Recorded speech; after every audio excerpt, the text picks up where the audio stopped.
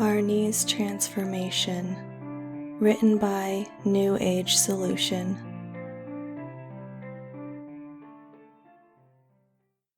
My old roommate Barney was always very shifty. Over the 3 years I lived with him while attending graduate school together, he changed programs twice, had countless hobbies, friends, jobs, and internships. It became evident Barney was evasive towards commitment, while being extremely susceptible to cutting corners and finding the easiest way possible to get something done. Barney always had a bad weight problem, which was ironic given he eventually switched to studying hospitality. Granted, he was extraordinarily lazy. Barney never shied away from a challenge he thought would put him in a good light, especially if it meant proving someone wrong. These particular instances were the only times I ever saw Barney truly motivated. However, it didn't stop him from finding the easiest way possible to complete his task. Barney accepted his greatest challenge at our usual diner we frequented after a night of drinking. Of course, Barney's order occupied a whole quarter of our table, and he showed no shame while joyously stuffing his face like he was racing against the clock to finish his food. "You going to the electric chair after this?" our friend Dennis jokingly asked Barney. Our clique was tight enough where we could openly joke about each other in that manner. "You can barely fit in the booth, bro. We're gonna have to grease your fat ass up to get you out." Barney sneered in between mouthfuls of meatloaf, chicken tenders, and cheesy bacon fries. "You know I always go all out when I come here," Barney replied nonchalantly, taking a lengthy slug of his soda. "Especially after nights like this. Need something to absorb the booze, so it doesn't come back out the way it went in, you know?" "I don't think that's how it works," I replied, causing everyone sitting at our booth to chuckle. If anything, overeating along with a night of excessive drinking is only exacerbating what you're trying to prevent. "And you're studying dietetics now, aren't you?" asked our friend Lacey, who sat across from Barney. "Isn't that a little contradictory?" Barney paused mid-chew, fixating his stare on Lacey. "You being in the university's hospitality program is like a hunter owning a deer sanctuary, I think is what Lacey is saying," I added in a slow, awkward tone, which got nods of agreement from Dennis and Lacey. Barney swallowed his food and stared blankly. "You definitely don't practice what you preach," I added, "and I don't think you have the willpower to change that." Barney's eyes lit up. "You don't think I can drop this weight?" Barney asked slowly, his eyes narrowing at me. "We know you can't," I quickly replied. "You've always been one to try and disprove us when we've doubted you in the past, but you're almost 300 pounds, dude. Your mass is the one thing about you that's never changed since we've known each other." Barney wasn't insulted, but appeared intrigued by what I was alluding to with my remarks. "So what's in it for me if I accept this task?" Barney asked inquisitively. "A longer, healthier life?" Lacey replied sarcastically. "Between the obesity, drinking, smoking, and whatever else you do, you're not making it past 40. We laid out the terms upon returning to our apartment. Barney weighed in at 289 pounds. He was given 100 days to lose 40 pounds, a task nobody thought Barney would take seriously, let alone accomplish. I did my part to help by disposing of all sugary or fattening foods and beverages, i.e. about half our cabinets and refrigerator. Barney admittedly struggled acclimating to his new diet, and actually gained 2 pounds after the first 7 days. I thought the first week's discouraging results would be it for Barney, and was baffled when he stayed committed. The next Monday, when Barney picked me up from the police station, he claimed to have gotten a new, special supplement, and bragged about how it would melt away the pounds. To To clarify, I was in my university's forensics program and interned at the PD's toxicology division. My old colleague Britt, you've met her before, hooked me up with something. She wasn't really supposed to, and my insistence was relentless. But it's definitely what I need to start making progress, Barney enthusiastically gloated. What is it, like something they're still researching? I asked. Barney smirked. All I can say is it's completely organic, he replied confidently. Over the next 3 weeks, Barney slimmed down impressively fast without changing much of his diet or doing much, if any, exercise. When Barney weighed in at the 1-month mark, he already lost 29 pounds. Another 2 weeks passed, and Barney lost 12 more pounds, which, when factoring in the 2 pounds he initially gained, brought his net loss to 39 pounds.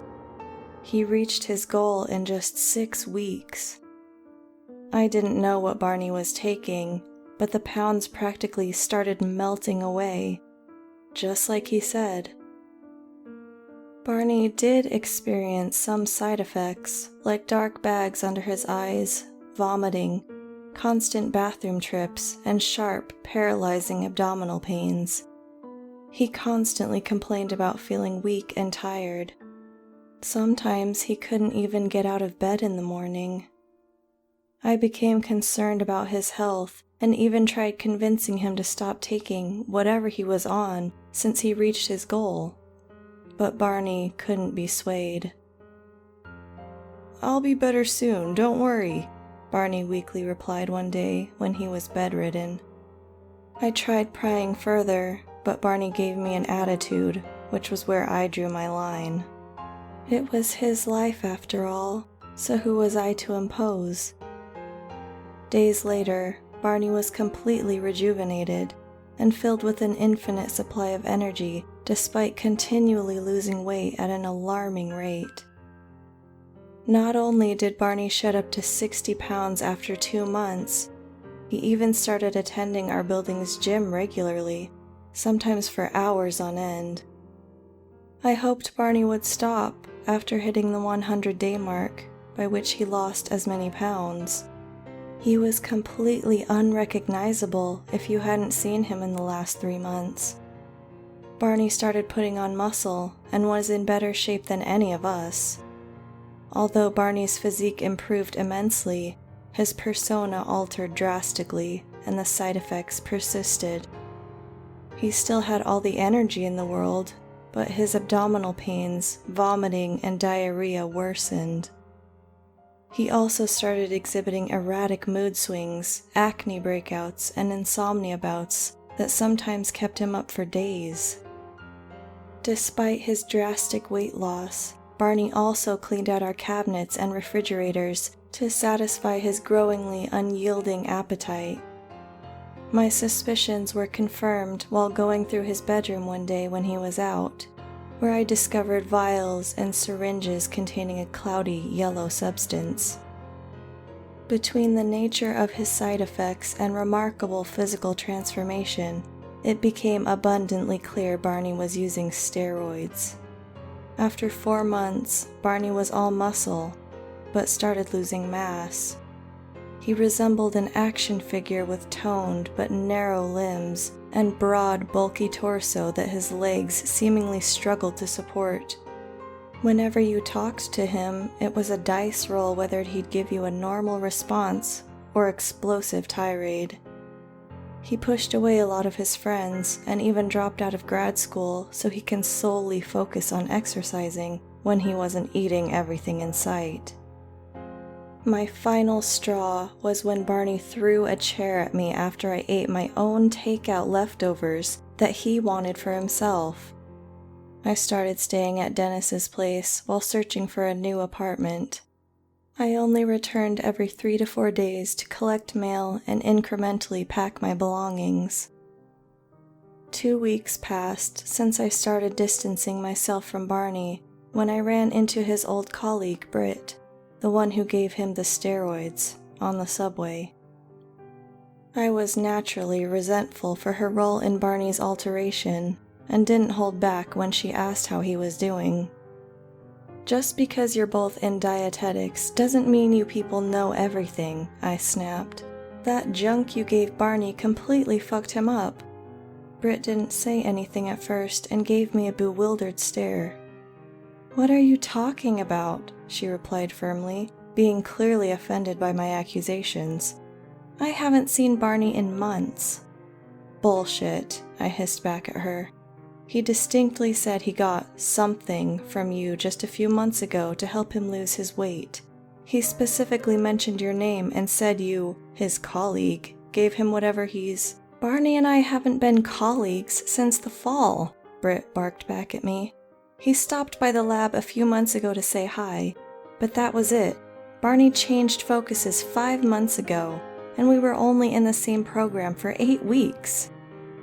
Britt didn't give me a chance to respond and stormed off the subway cart. Part of me still didn't believe her, whose reaction I initially perceived as defensive. Coincidentally, I was going to my apartment when we ran into each other. It had been about 10 days since my last visit, and I still had to return periodically for my mail until I found somewhere else to live. While walking to my apartment, I kept thinking about how vehement Britt was after I called her out for giving Barney those steroids. After replaying the situation in my head, perhaps I mistook her defensiveness for genuine exasperation from facing such a ferocious accusation. Some doubt creeped into my mind, wondering if it was possible I accused her of something she didn't do and just made a complete ass of myself. I dismissed the notion as I entered my building and headed straight towards the mailboxes, only to find mine was empty. Although we weren't really talking, Barney sometimes took my mail whenever he checked and put anything I received in my bedroom. Of course, this meant I now had to go into the apartment and risk running into him during one of his sporadic mood swings. Before entering the apartment, I pressed my ear against the door to listen for any sounds of movement. It didn't sound like he was home, but upon stepping inside, I heard a loud crunching that coincided with my footsteps. Looking down, I was stepping over shards of shattered pottery. As the door shut behind me, I surveyed my surroundings, seeing the apartment was a mess. The air contained a rancid aroma, like a combination of stale urine and that distinct odor you'd associate with a barnyard. Stacks of dirty dishes filled the sink and covered the entire kitchen counter. Piles of pizza boxes and takeout containers were clustered in the main room. Broken glass and porcelain littered the floor, and nearly every piece of furniture was overturned or out of place. Pulling my shirt collar over my nose, I reminded myself that I was only here to get my mail and leave. My bedroom door was slightly ajar, not completely closed like I left it last time I visited, meaning Barney had since entered my room. Hoping all he did was drop off my mail, I was about to step inside, when I heard a rustling noise, accompanied by a loud thump, come from Barney's room. His bedroom light was on, and a low grunting noise started emitting from inside. Knots formed in my stomach upon realizing Barney was indeed home, making me want to get out of there faster. I was about to quietly enter my bedroom when Barney made another louder grunt that morphed into a groan. I stopped, feeling obligated to check if he was all right, since Barney sounded like he was in some degree of pain. Barney groaned again, this one much louder and sounded more agonizing as I crept towards his bedroom doorway, hesitating before calling out to my ex-roommate. "You all right, bro?" I asked while slowly pushing Barney's door open and poking my head inside. The image I saw will forever be cemented in my memory. Barney's room was derelict. The bedroom air hung thick with that putrid odor, which was so strong I almost retched and underwent a brief spell of intense lightheadedness. Barney was unrecognizable. He lay on top of his mattress, which was covered in thick, brown, greenish yellow, and dark red stains. He was completely nude and underwent an appalling bodily dysmorphia. Barney's limbs were abnormally frail, like they'd been drained of all muscle, fat, and reduced to skin and bone. The same went for his face, which looked eerily skeletal. Barney's lips and the skin around his eyes were a blackish purple, contrasting fiercely from his sickly, grayish pale tone. Every ounce of mass Barney's body appeared to have lost looked like it collected in his profusely swollen abdomen that resembled a beach ball-sized boil on the verge of bursting. An elaborate web of black and dark blue veins covered the blotchy dark red surface of Barney's massively bloated abdomen, from which pus, blood, and other fluids oozed out of small, slit-like openings. What was most unnerving, and why I didn't immediately bolt out of that apartment, were Barney's widened, agony and terror-filled eyes. He was still alive, still conscious, still enduring whatever unspeakable excruciation this morbid, deformed state imposed upon his body. Whenever his lips parted, it seemed Barney could only emit those harrowing grunts and groans. His face became more animated when I appeared. My stomach churned when Barney's limbs started nudging, making those squirmy, twitch-like movements that looked alien and unnatural. While I was absolutely repulsed, Barney was clearly signaling he wanted to tell me something. "Barney, what? I shakily gasped, struggling to form a sentence. What did you do to yourself?"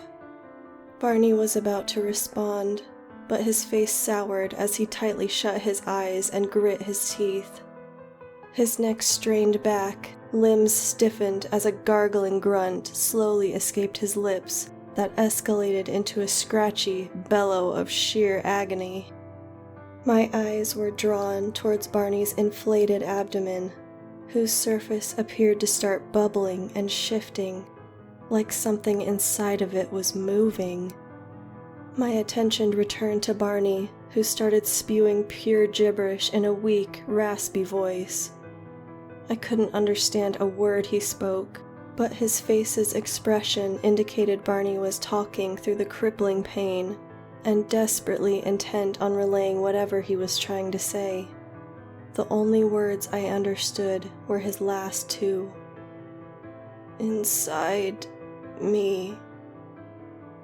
Barney succumbed to the wrenching pain enshrouding him as he sharply bent his neck back again and released another groan that quickly escalated into a shrill, bellowing shriek, his limbs completely outstretched.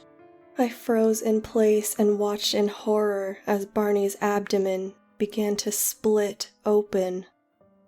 A popping, tearing noise filled the room, while pus, blood, and other colored fluids spilled from the widening cavity, followed by what I thought were his entrails, but was something else. Something alive. Slithering out of Barney's abdomen was a worm-like creature. It had a flat, narrow body that was grayish-white in color, about as thick as a Sharpie marker, with light brown stripe-like ridges running horizontally down its back. Its bulb-shaped head was about the size of a golf ball, from which a series of smaller tendrils protruded and swayed lazily, seeming like they were waving at me.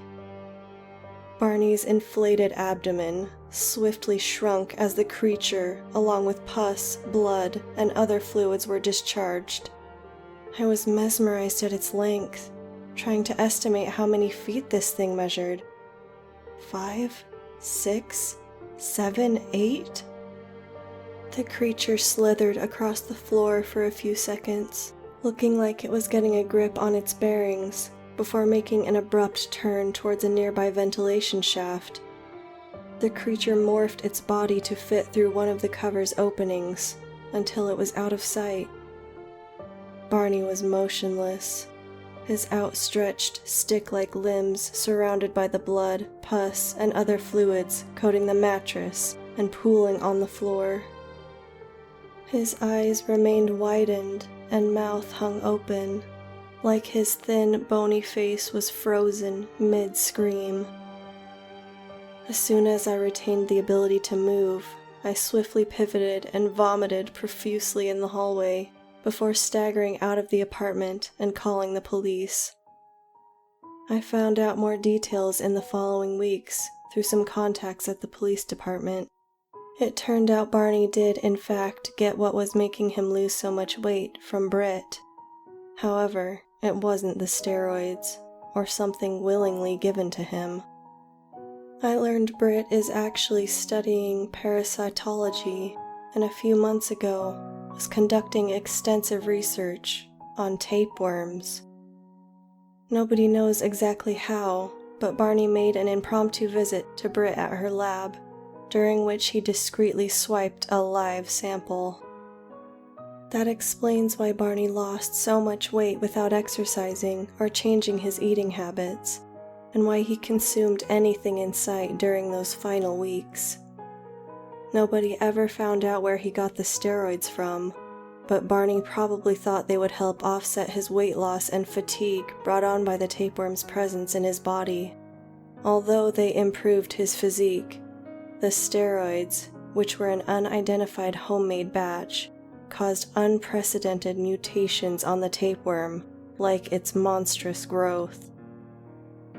According to Barney's autopsy, all of his bodily organs were missing, making me believe the parasite consumed them before vacating his body. I don't know if anyone ever found the actual tapeworm I saw burst from Barney's body. I imagine it didn't survive long afterwards, but the thought of that thing alive searching for a new host still keeps me up at night. I always wonder if I was ultimately responsible for Barney's death, since I challenged him to lose weight. Perhaps he was doomed either way, since his grossly unhealthy habits probably would have condemned him to a short life anyway.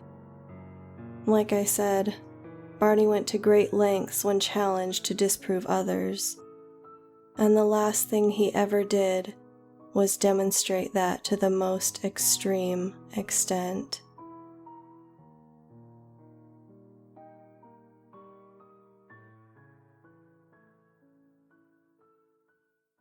Thank you everyone for listening to this story. I'll be opening a merchandise store here soon, so watch out for that. Have a good night everyone. Love, the Mistress.